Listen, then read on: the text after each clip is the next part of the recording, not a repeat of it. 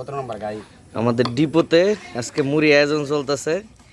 এলাম করে সর্দার, তার অসাধারণ দক্ষতা মরিচ কাটার। মুড়ি ছেড়ে ভেজা আছে এলাম করে মুন্সি, এলো শাহিন। সরকার। সর্দার সাহেব কি কিছু কন? না আমি আর কি কই, আমি তো সব বলেছি খাওয়ার লাগে, আমাকে তরকারি করা দরকার। দেখেন তার মরিচ কাটাটা দেখেন একটু দক্ষ হাতে।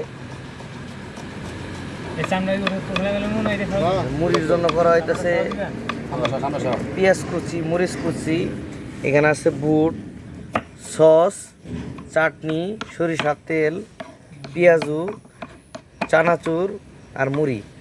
আর ওইখানে কাটা হইতেছে আদা, সাথে লেবু। এই যে লেবু কাটা হইতেছে। আর এই রশিদুল ভাই লোকটা আসলে ক্যামেরা সামনে আইতে ভয় পায়।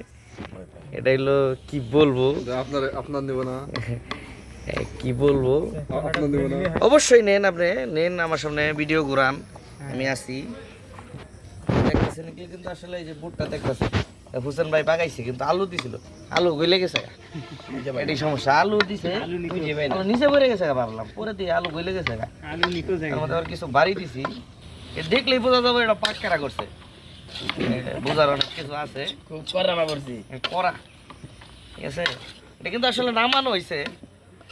ব্যাপারটা শাহিন একটু হাসতেছে, ভাবতেছে যে ভিডিও ধরলে বোধহয় কথা বলতে পারবো না, কিন্তু আসলে ব্যাপারটা এমন না।